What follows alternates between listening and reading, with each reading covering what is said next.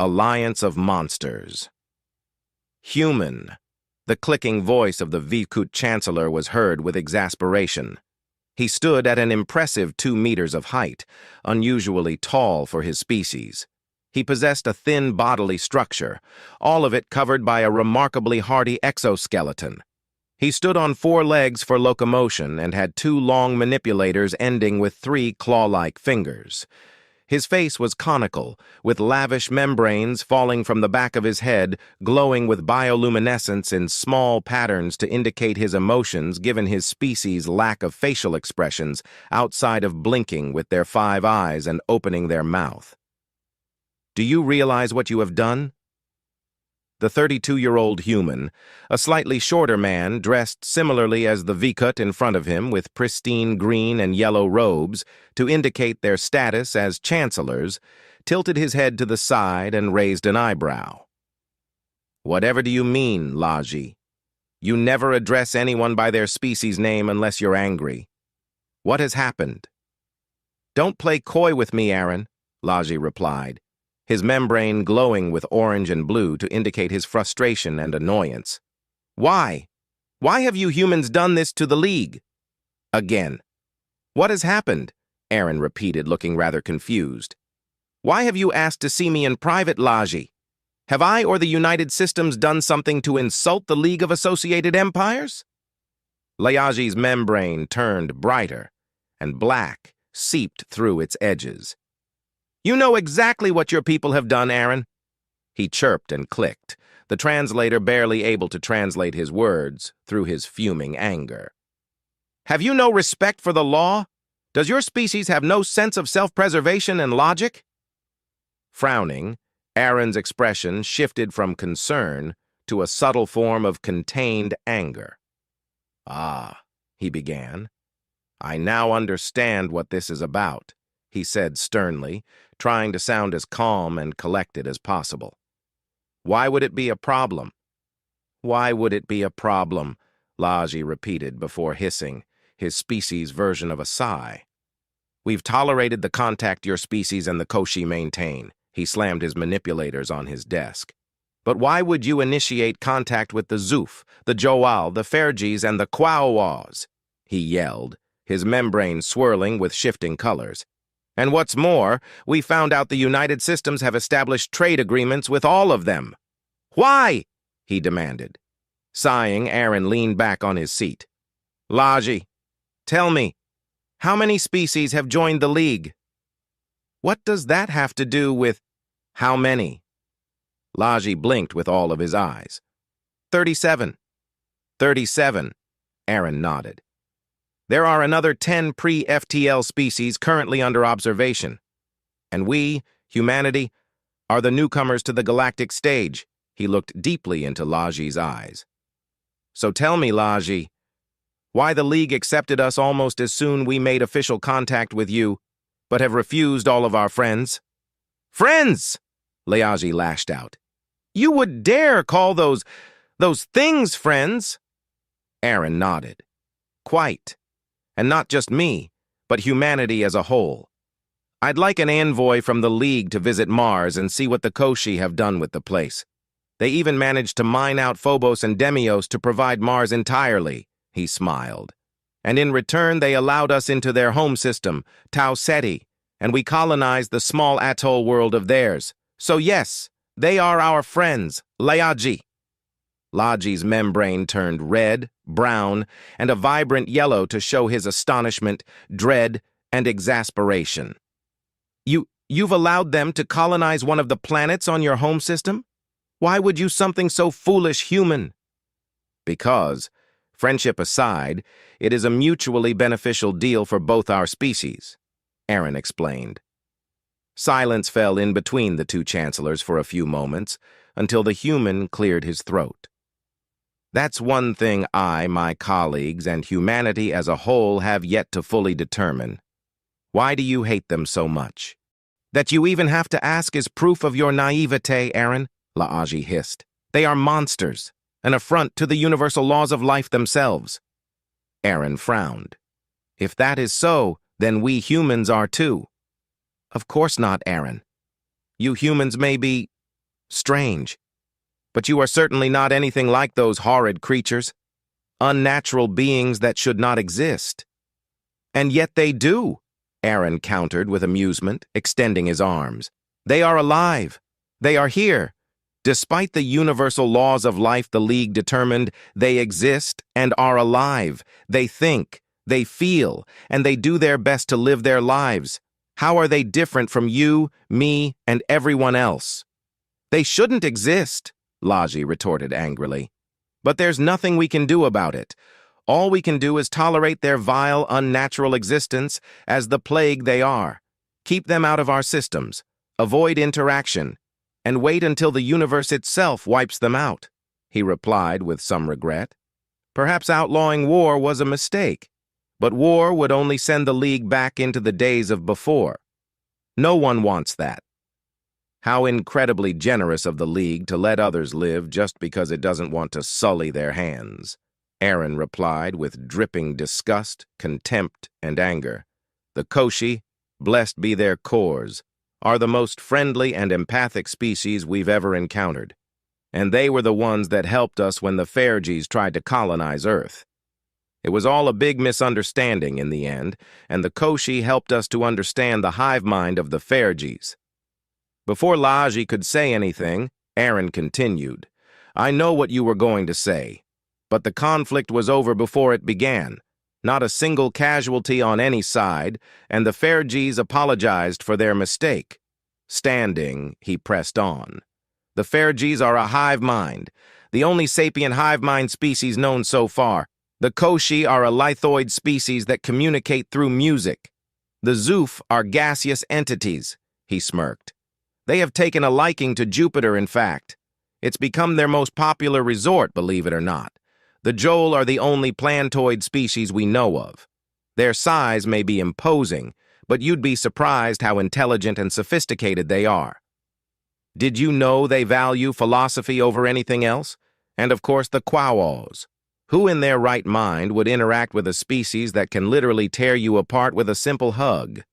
It must be the cruelest irony to be the most pacifist and xenophilic species in the galaxy and be shunned by most of the other species just of how they look and their biology.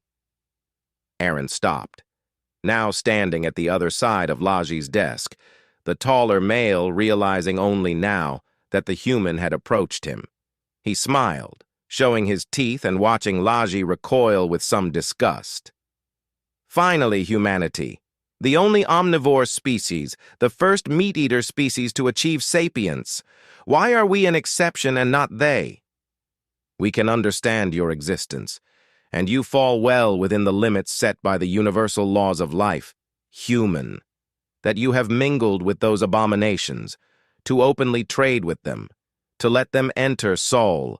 It is something the League won't take kindly. Not after we have extended our manipulators in friendship to humanity, only to be repaid with such transgressions. Then we will be ready to face the consequences, Vivkut, Aaron replied, this time showing no emotion and remaining calm.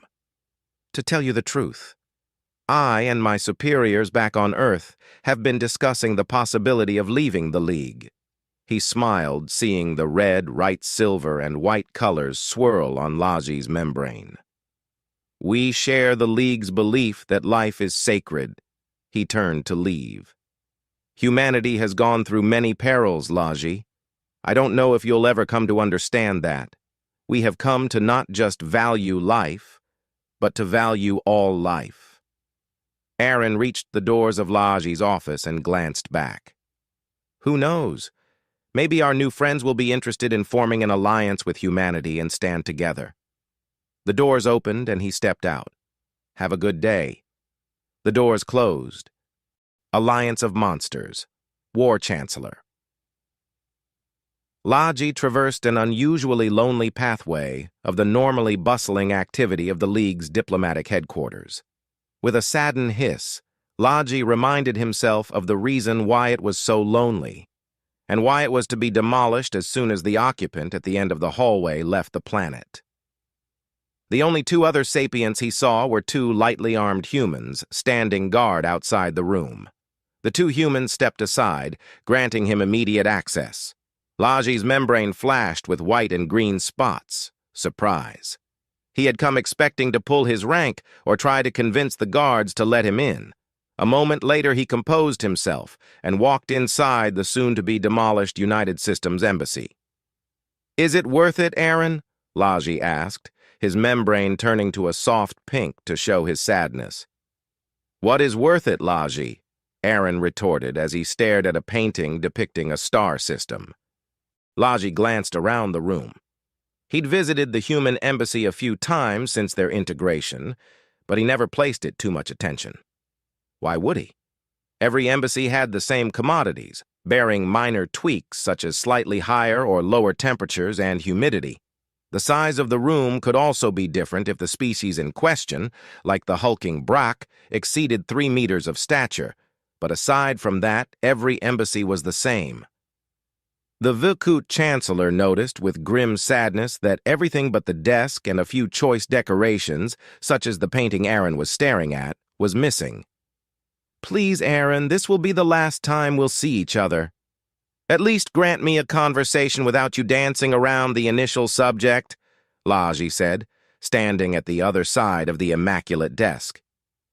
"I suppose I owe you that much, Laji," Aaron smiled to himself. "To answer your question, yes, it is.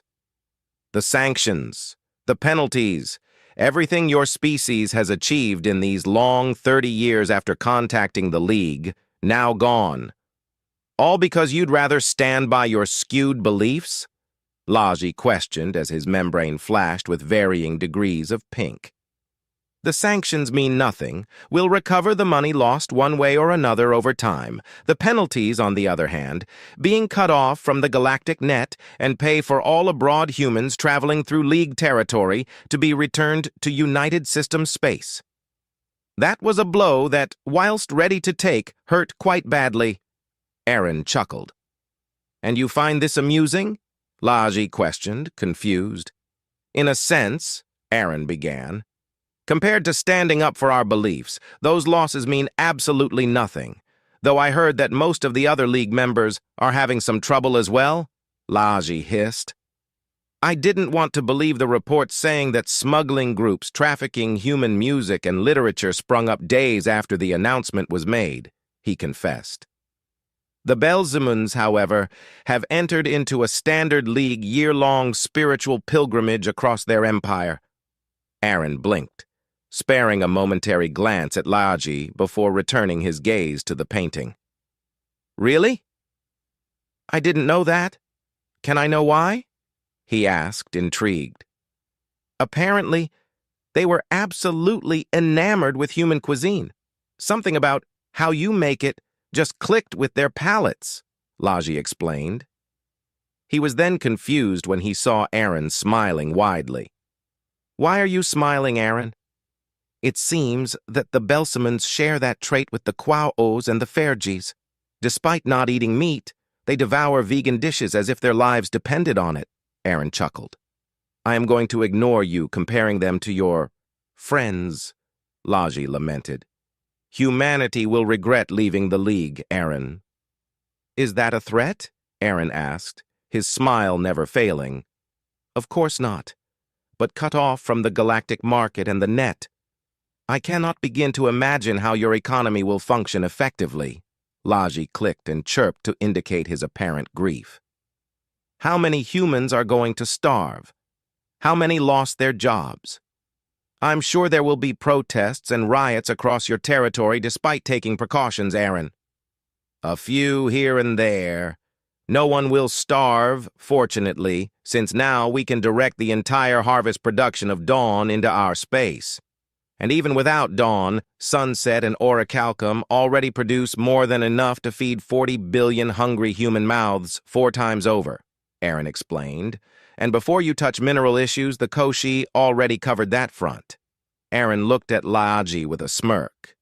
"And it's not as if the League controls the entire Milky Way, right?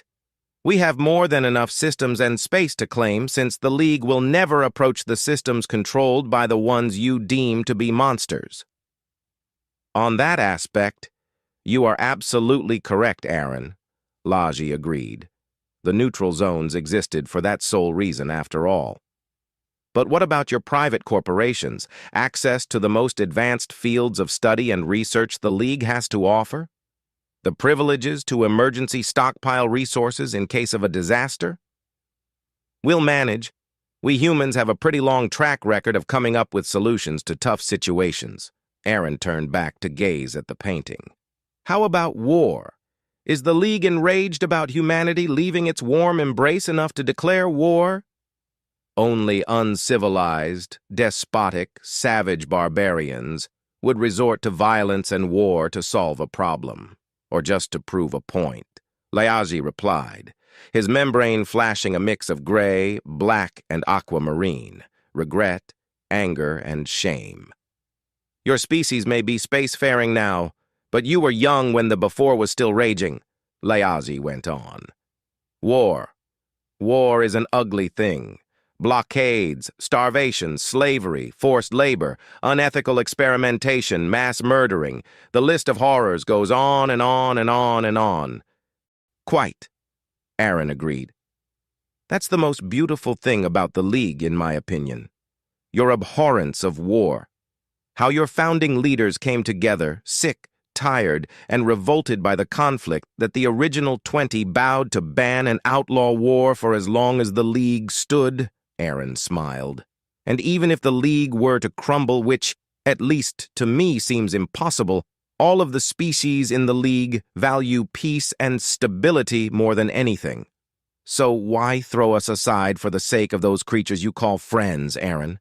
Are we not friends too? Laji asked, his membrane showing how honest he was in that regard. You may have been infuriating and exasperating on many occasions, but I always considered you a friend. I don't understand why humanity has decided to stand next to those unnatural creatures. The universal laws of life seem quite correct, don't they? Aaron replied, a hint of sadness tinging his voice. All sapient life is individual. All life is organic and carbon-based. All life evolves on planets, ranging from arid to humid to slightly below water-freezing biospheres. All life is independent. All life rejects the consumption of other living beings, he said. Each and every single member species fit those laws entirely. Even us fill it to near completion, except that we do consume the flesh of others living beings, he chuckled. I still remember the pain that was explaining the term cattle to the rest of the League. Laji remained silent, opting to let Aaron continue with whatever he was talking about.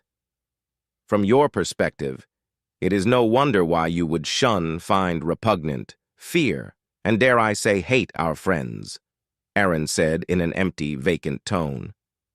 When I first started to research onto why the League would turn the Koshi away, yet embrace us wholeheartedly, I thought it was due to their appearance.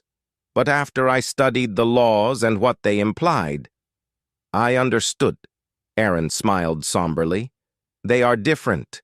On a fundamental level, they are so different. It is scary to think about just how they can be alive, how they can exist and came to be, let alone achieve sapience. He chuckled. The universe always has a curveball ready to throw at us, doesn't it? Aaron, if you understand how their existence is a mistake... Laji jumped back in fright the moment Aaron slammed a fist on the desk, his teeth bared ferociously.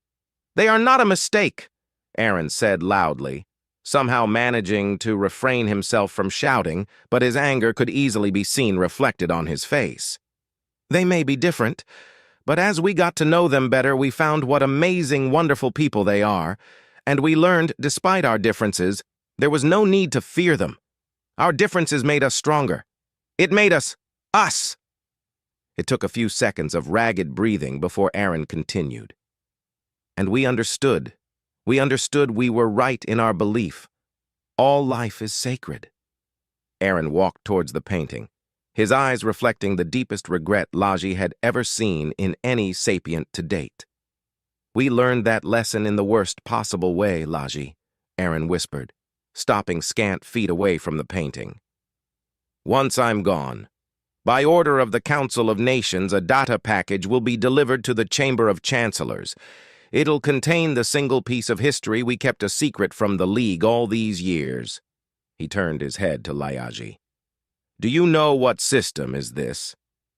Layaji walked next to Aaron, all fear forgotten in the presence of the sorrow reflected in his eyes. Layaji inspected the painting and found, to his surprise now that he saw it up close, that it was not only beautiful, but also astonishingly profound. Was this hand-drawn? Finding his voice again, he asked. Aaron nodded. "This system, I don't recognize it. What do you call it?" "Alpha Centauri, a trinary star system." Aaron's lips were graced with a small smile. "It was also the first system in which humanity set foot on after Sol." He lost his smile. "We arrived here, at an M-class star we call Proxima Centauri. The first expeditionary task force was comprised of a fully multi-purposed Oberon-class exploration-heavy destroyer and an escort of 5 frigates and 2 corvettes. It was all just to put a big show for the people back on Earth and the colonies in Sol, of course, but also just in case something went wrong." "How is this relevant to the data package?" Laji asked. "Sure. First FTL test drives and explorations could be ugly, and accidents were, while not common, certainly not a rarity either." "Was the entire task force lost? As did they try to splinter away from your government at the time?" "Neither. You see, while Proxima Centauri was uninhabited, and we settled down a base of operations on Proxima Centauri B, later renamed as Lannis, for the duration of the mission. You see, humanity had suspected Lannis was barely habitable, and it was. Still, it was a monumental achievement for humanity. The first-generation FTL hyperdrive worked as intended. A trip of decades was shortened to a mere 2 weeks. It meant we were no longer bound to our solar system." "Then what went wrong?" Laji asked, unable to comprehend why the painting invoked such an emotional response from the human he considered a friend. "So far, this sounds like a successful first FTL jump." "Because it was. Everything was going according to plan," Aaron said. "But something unexpected happened. According to the reports, 49 days into the mission, they noticed something strange happening in the Alpha Centauri beta system. Now that humanity was so close for the first time, they noticed a moon orbiting Alpha Centauri beta third, a Jupiter-like gas giant. They also noticed it was not only habitable but inhabited by a species called Sulcishi." Aaron closed his eyes. "Turns out our civilizations achieved spaceflight around the same time, the main difference being that we achieved FTL while they had yet to do so." "Sulcishi? I don't recall ever hearing about them before," Laji said, confused, intrigued, and curious at the same time. The leader of the mission, Commander Nico Vargas, decided to attempt the first contact event in human history, but before that, they spied on all the Sulcishi broadcasting signals they could pick up. They picked apart their language, broadcasting methods, whatever they could learn from their culture and history. Essentially, everything they could learn about them, they studied. Aaron opened his eyes, a hand placed on the glass protecting the valuable painting. One of the frigates returned to Earth to give the good news, and the permission was handed out immediately. When first contact was established 2 months later, clumsy as it was, it all seemed to go as planned. Despite their best efforts at the time, only small pieces and snippets of their language had been deciphered, enough to allow a basic level of communication. Then, the cultural and information exchange happened. Almost as soon as the Sulcishi learned the existence of Earth, they turned on Commander Nico Vargas and his crew. They slaughtered everyone in boarding actions launched on the other ships. They took out every ship except for a single corvette, the Augustus, that managed to beat their boarding party and run back to Earth. Laji remained silent, his eyes refusing to blink lest he'd miss one of his facial expressions. "Before humanity formed the United Systems, Laji, we were working under what we called the Federated Nations, a much-needed improvement over the lessons learned from the failed United Nations it replaced. Soon after the Augustus arrived back on Sol, we also received notice that the base of operations on Lannis had been overrun. The message detailed that if nothing was done, it was estimated that the Sulcishi would manage to reverse engineer or even duplicate our hyperdrives and outfit there by the time monstrous fleet in just 4 years. In terms of firepower, we were superior, but their ships outnumbered ours by nearly 20-1. So a decision was made. Aaron turned to face Laji. Faced with the imminent invasion by a hostile race, the trigger was pulled. In under 6 months, every available warship was equipped with the best armament there was. They made the jump to Alpha Centauri in unison. Whilst numbering a measly 40 ships, our weaponry was superior. And this time we weren't going to invite them or give them a chance to get close. Aaron stopped for a moment, gulping a few times as he gathered the courage to continue. We didn't take a single casualty, but we destroyed every ship they had, starting with our captured vessels. We destroyed their in-system bases and stations. We destroyed most of their satellites. And when we sent them the message to surrender, they refused. "Death before starvation," was their reply. Aaron stopped again, his eyes moistening. "We were fools, Laji. We were fueled by fear and bloodlust for revenge. We were ignorant. Rather than lose millions of lives in an invasion, we bombarded their homeworld with nuclear fire." "You what?" Laji asked, all color leaving his membrane to now be translucid. "We exterminated an entire species, Laji. They declared war to us after we stretched our hands in friendship and trust. We were betrayed. We were irrational. By the time we discovered why they did what they did, it was far too late to do anything about it." Aaron turned to the painting again. "In the data package the Council is going to receive, there is a special recording. I've heard it countless times, so have every important official after the United Systems were formed. From the representatives of the Council of Nations, to their rulers, to generals, admirals, commanders, captains, diplomats," Aaron explained. "It contains the cries, wailing, screams, and hatred-filled words and curses of those that found the truth. Some even committed suicide on the spot." Laji had no words to say.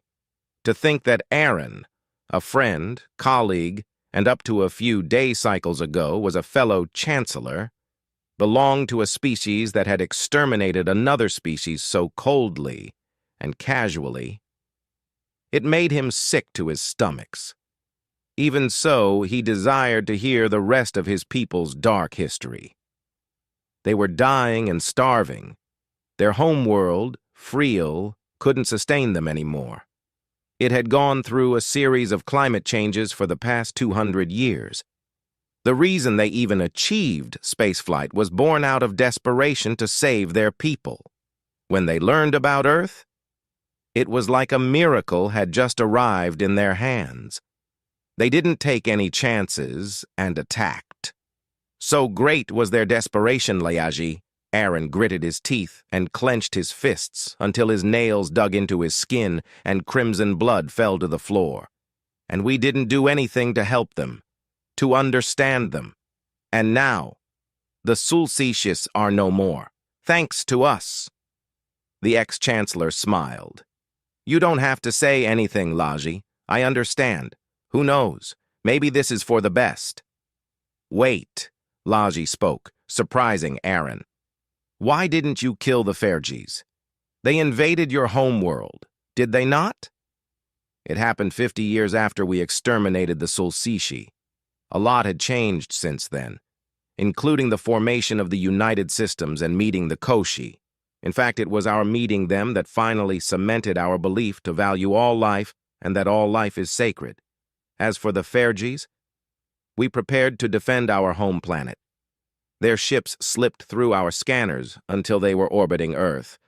We were not going to fire first, but we were ready to fight if necessary." He chuckled. "Thankfully, I was the recruit at the time in charge of the FTL broadcasting system. I sent a message to the Koshi asking for aid. They arrived within a few days before the Fergis settled down completely. And the rest, as they say, is history, Aaron explained. Suddenly, a series of knocks were heard coming from the doors. "Ambassador Aaron?" "It is time," one of the guards outside called loudly. "It seems it's time for me to go," he said in a relaxed tone. Nodding to Laaji, Aaron walked over to the doors. "If you want the painting, you can have it, Laaji. Consider it a gift." "Have you told them?" Laaji asked as he watched Aaron open one of the doors. "They know. All of them. And they accepted us regardless of our mistake," Aaron replied. "Do you believe the League would have accepted us had they known the truth?" Aaron let out a mirthless chuckle. "Peace be with you, your kind, your friends, and the League, Laaji." Laaji didn't hear the door close. He didn't have to hear it to know Aaron and his guards were leaving. His eyes slowly turned to the painting. Suddenly, he understood the meaning behind it. "No," he whispered in the empty room. "Alliance of Monsters. Monster Club." "I never tire of such a spectacular view," a gentle voice said, with a broad, pleased smile on her lips. "Orichalcum is beautiful, isn't it? Call me biased, but I find it more beautiful than Dawn and Earth," she said, as she stared lovingly at the bluish opal planet floating in the void so peacefully. "A home is always the most beautiful sight for the heart. I understand your sentiment, Catherine." Catherine nodded in reply, while her entire body shuddered as the musical notes and harmonic beauty that could only belong to the Koshi were translated into English in her head. While it was impossible to give the vibrations and subtle rhythmic pulses of the Koshi an authentic human voice, the translator always gave them a suave, elegant tone that fit them perfectly. Turning around, she saw her fellow diplomat, a Koshi, a floating, polished, smooth blue crystal with a rainbow pattern on top of it, constantly shifting, always moving, and only increasing in intensity whenever it sang. There were smaller floating crystals around the main body, forming 8 manipulators similar to hands with only 3 fingers. "You're right, V. When was the last time we had such tranquility? When was the last time we could meet and greet without fearing repercussions?" Catherine asked, shook her head, and waved her hand dismissingly. "Forget I said anything. Or your words may be interpreted as gloating," Ver remarked with a teasing tone, the prismatic light on top of its main body shifting and swirling, with the grace of the finest harp player making the strings dance beneath their fingers. "I am aware of your constant objections towards the League of Associated Empires. That reminds me, thank you for that precious gift. It was most enjoyable." Catherine smiled. "Hey, I had to celebrate somehow, right? But I swear that finding suitable gifts for you Koshis is harder than finding a good gift for my mother," she sighed tiredly. "Though? Am I that transparent? I thought I did. Good job hiding how happy I was when the United Systems formally withdrew their association from the League. Bunch of dim-witted pricks, all of them." The colors of V swirled agitatedly as it sang. "I and my people argue that your decision was foolish, my friend. The sanctions you received were undeserved, dozens of protests sparking across your worlds, all because of us."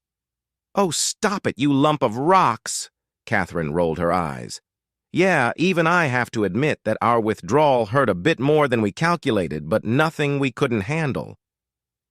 3 years have passed, and now our economy is back on track. Infrastructure programs are springing everywhere, mining operations, and so much more. The one thing I do regret is that the League no longer allows human vessels to traverse through its territory." Her cheery, laid-back tone shifted to a darker, somber one, her eyes moving to her homeworld for a few seconds before returning to V. "Though after the recording, I don't blame them all that much for blocking all communications. Children always make mistakes. Adults make mistakes. Elderly make mistakes. However, we always learn from them. We always must strive for betterment. Humanity has made mistakes, and so have the Koshi, the League, and all those that live. The only fools are those that refuse to learn. V replied, its colors swirling and vibrating warmly. True enough, Catherine said. After a few seconds of contemplative silence, she shook her head. Let's focus on other things, V. First and foremost, are our guests arriving soon? They should be here any moment now, V replied. Catherine, I must ask you something rather personal. May I? Sure, buddy. Fire, Catherine replied, intrigued about what her old friend and work partner could want to know. This question is not coming from my government, but rather from my own mind. Tell me, Catherine, do you think this is a wise idea? Catherine blinked, her brown eyes staring at her friend before she ran her hands over her short black hair. Honestly, I don't know. But if we don't try or back down now, then what's the point? Humanity was lonely for so long, dreaming to seek more, know more, and meet others across the stars. And when we did, we acted like the ignorant, stupid monkeys we always feared to be seen as, she said, closing her eyes. I know that we only reacted in fear and anger. No, that's nothing more than an excuse. We could have been better. We should have been better. My friend, Vey interjected when Catherine clenched her hands into shaky fists. Humanity has proven that you are better than your bloody past. Enlightenment doesn't come without struggle. And although the losses and the suffering are regrettable, they are steps that must be taken. Catherine chuckled, her eyes shining brightly as she stared at her friend. The League and their laws of life surely didn't account for the wisdom of your people, V. With a loud nasal exhale, she pulled up a tablet and began to file through it. Silently, V did the same, 4 surprisingly dexterous arms interacting with the tablet resting before him on the desk. For several minutes, the D-Yup waited in silence, checking, reviewing, and making sure everything they had was in order until a soft chime rang across the ample grayish-opal room, housing nothing more than a large semicircular table in the middle, a few select plants, and a shelf filled with books. Catherine froze for a second, then reached to her right ear. Have our guests arrived? They have, came the reply, respectful and polite. Send them in, she ordered and set the tablet aside. Vey followed suit while its vibrant colors shifted up and down. Nervous? One can only plan so much before the time to act comes. Yes, Catherine. I am nervous, Vey replied, its main body leaning from side to side to show humor. Catherine wanted to giggle at that, but managed to keep it together. Wisely done, as the doors opened up to reveal 6 armed humans entering the room and forming a cordial reception. A 7th human, a meek-looking blonde woman, entered confidently into the room with a friendly, welcoming expression on her face. Please, this way. The seasoned diplomat stood up a moment before the first being the blonde had escorted entered the room. No matter how many times she saw Joel, Catherine couldn't help but to be in awe of them. They looked like they had a collection of vines tangled together for feet, or rather, a meter-wide stump that wriggled constantly as she moved with surprising speed. Further up, a splintered stalk made out of those same vines rose up, moving from side to side gently and elegantly, until reaching around 4 meters high, where the vines smoothed out and separated into right different parts. 6 of those vines rested and dangled at the sides of Joel's body and acted as tentacles or manipulators. The remaining 2 bloomed into a flower, similar to that of a sunflower, but far more vibrant, lively, and with dozens of small stalks willing at the center of it. Above the stalks, 16 small, beady, black, unblinking eyes stood. The petals of the flower flowed behind and down the center, acting more like hair than any flower found on Earth and her sibling worlds. The Joel always smelled nice. Earthy, in a way, were surprisingly strong for their spindly yet imposing forms would suggest, and their soft, warm colors of green, brown, yellow, orange, and violet, mixing and matching their petals and manipulator vines, were always pleasing to human eyes. Behind the Joel came the Fystories. While standing at a mere meter tall, the four-legged, four-armed, centaur-like mix of a raccoon and a falcon walked with a precision that was uncanny. The drone was furless, with a squishy aquamarine skin, a curved beak at the front of its head, four vibrant yellow eyes constantly blinking with side eyelids. Its head wasn't too big but was smooth and nicely shaped for something that could attack in a burst of motion. Claws adorned the four-fingered toes of each foot, short but sharp, while the four manipulators, also sharing four fingers, lacked claws in favor of digits, not too dissimilar to that of human fingers, but each finger could act as a thumb at any given moment, and all that paled in comparison to their psychic hive mind. In truth, every Fystories was just an extension of a singular intelligence. In essence, the Fystories wasn't so much a species and rather just one individual that controlled billions of bodies at the same time and could divide its attention as little or as much as it desired. Behind the small Fystories came a floating bubble with a purple-orange mist swirling inside it. The bubble was completely sealed and transparent, having nothing more than suspender emitters below it, and at the sides for stabilization, and a set of twin panels that connected the inside with the outside to allow for communication. Inside, the moving, flowing gas moved and reformed itself into a human drawn straight from memory by a drunk blind man. The head was nothing more than an elongated skull, disproportionate limbs, and a wide, unnerving smile plastered on the face of the Zoof. Finally, a 3-meter-tall insectoid creature followed the Zoof, making sure to give everyone a wide berth. The face of the Quaoz was something that during first contact, humanity called in unison nightmare fuel.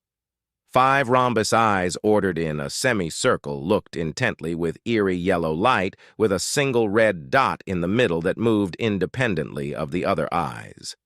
Beneath the eyes, 2 slits signaled nostrils, and directly beneath it, a permanent smile filled with dark fangs. At the sides of his head, several protrusions that resembled horns, but were in truth semi-flexible tentacles, with the exception of 2 thinner ones that acted as his cheeks, similar in form to Chelicerae. The rest of his body was dense and heavily packed with muscles below a titanium-hard, dim red exoskeleton, yet he was lean for a Quaoz. 2 large, strong arms extended from the creature's shoulders, while another 2 smaller arms extended from the sides of his torso. Behind him, a thin, elongated abdomen extended as it slowly became thinner until it tipped out with a stinger. Finally, double-jointed, long, strong legs supported the absurdly strong being that, despite its appearance, looked rather skittish and self-conscious of his immense strength and how dangerous he really was to anything that wasn't his own species. Catherine bowed slightly after the Quaoz came to a halt a couple of meters behind the rest of the new arrivals. I welcome you to Orichalcum and to the Central Diplomatic Station of the United Systems, my friends. I hope your journeys were comfortable. Yes, pleased. Delicious microbiological supplements, enjoyable field, humbled by bubble. The Zoof was the first to reply, its body moving and appearance shifting as it tried to mimic human movements with little success. I am intrigued by your proposal, thus I have come with this drone. Fystories said in a dull, emotionless tone. It shows my interest, yes? Shall we proceed? The Joel shuddered, the stalks moving, and soon the translators spoke up. I agree with Fystories. My people are puzzled by this proposal. Must inquire what the benefits could mean, what dangers lurk in deep soils. We are happy to come. The deep, dark, and slightly booming voice of the Quaoz sounded next. I am happy to answer the call of our human and Koshi friends. Only benefits and further friendship can follow this delightful summon. Dear ambassadors and Fystories, please, I urge you to take your designated seats so we may begin, V sang. Seconds later, the four guests took their positions around the table. Only then did it turn to the human guards and the escort. You may leave us. Thank you with light and harmony for your services. The 7 humans nodded and left the room, leaving the 6 different beings inside. Allow me to start with a conjecture, yes? The Joel said. If nobody objects, then you may do so, Ambassador Geek, Catherine said, her jovial, easygoing attitude replaced by trained professionalism. A few seconds of silence later, she nodded. Geek waved her vines in agreement. Thank you for this honor, fellow ambassadors and diplomats gathered here today. After receiving this proposal, the High Philosophical Council pondered endlessly what this could mean. I bring a question that comes from their stalks and is voiced through mine. Are you seeking conflict with the League? Cynthia shook her head. No. That is, in fact, farthest from the truth. We do not wish to antagonize the League of Associated Empires. Our goal is peace, not conflict, never war. Yes. Previous interactions between our peoples point to such a noble outcome. Their question has been uttered, and I have heard the answer. Please proceed, Geek said, her vines visibly relaxing. In that case, I shall make another direct question. Human Koshi, do you wish to integrate with me? If so, I must disappoint you. I cannot subjugate others into my fold. I offer many apologies, for I do not wish to insult. But the chaos of your individuality would poison me even if I could join my vastness, Fystories said in an apologetic, sincere tone. As tempting and intriguing as a union with your great being sounds, Fystories, we do not seek to assimilate anyone nor be assimilated. Why break the harmonics and the wonderful music we all produce in our own ways? V replied. Odd. We offer little, not rich, not great. Lack flesh, lack your advantages. Honor, humbled, to be seen as equals. Inquiry, why do this? What benefit expected? The Zoof asked. Ambassador Dug, we are more than aware that you rely on our help to move between your colonies. However, you speak falsehoods. While it is true that your economy and priorities are unlike what we normally use, you have your own advantages. You can explore where we cannot. Investigate and research fields with laughable ease, whilst to us they are short of torture, Catherine replied. To everyone's surprise, rasping, clicking nervous noises caught their attention. All eyes turned to the Quawas as it fidgeted by clicking his claw-tipped tentacles against each other, his face, or the back of his head. Is something the matter, Ambassador Ulzut? We are not going to hurt anyone, right? My people do not wish to harm others. All of us know of the way most others see my people. They are right. We are dangerous. But we do not wish to hurt our friends. This proposal fills us with joy. I have come to bear the message of our Empress. We accept. To finally embrace our siblings from beyond the stars is the dream of my people, but we simply do not wish to bring pain to others. Is this fine? A noble heart is a noble soul. We've taken precautions and have agreed that if the League sees us as a danger, we will take measures to ensure peace, sweet harmonics and rhythms of a conjoined existence on separate chords. V replied. Mutual defense, mutual understanding, mutual advancement. However, our ways and economies are different. There will be issues and problems to face. I do not wish to sacrifice many of my bodies in such an unsure journey. Fystories clicked, his version of a hum. To that, I say this. Is this not the next logical step? Already we have great access and communication between each other. As long as conflict is not desired, we are in agreement. If the path before you is riddled with thorns and pits, do you search for another way that may lead you astray, or surge forth and traverse the difficulties knowing the richest plains are waiting for you? Gik questioned, her entire body wriggling. Laughter, laughter, laughter! Dar chanted over and over as its body fragmented and swirled constantly. We agree, not blind. Reunion and formality, safety, peace, friends, intriguing, intriguing, intriguing. Ulza chittered loudly. Is this really happening? Is this true? If this is a dream, please do not wake me up, he said, whilst Farages chirped in agreement. Catherine turned to Vey, to which her friend moved two of its manipulators in the common human gesture of thumbs up. In that case, our reunion can begin in full. Tapping on her tablet, a wide holographic display appeared in front of the table so that everyone could see it without issues. We'll need a name, she smirked. V's colors swirled, shifted, and danced wildly. Let our singular chorus join into an orchestra that even the void shall hear.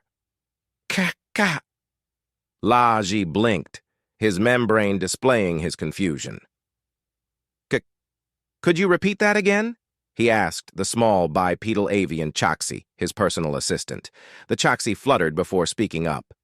The humans, the Koshi, the Fergis, the Zoof, the Joal, and the Kwao-Os have announced that they have joined together in a new federation. Laji felt weak for a moment before he turned to the painting his friend, Aaron, had gifted him before the humans withdrew their League membership years ago, and the denouncement of the League after the recording was revealed and heard by the entire council. For a moment he felt fear, and his membrane reflected it. But only for a second. Fear soon transformed into confusion, and finally, confusion gave way to pragmatism. Did they send any message at all to the League? Only one. We are not enemies. Let's live in peace. Nothing follows. Looking up at the Chancellor, she dared to speak up. What is going to happen now? Layaji stood up and made his way to the painting, his fingers tracing against the protective glass, keeping the precious, gorgeous, handmade illustration. A few seconds later, he replied, I wouldn't worry too much about it.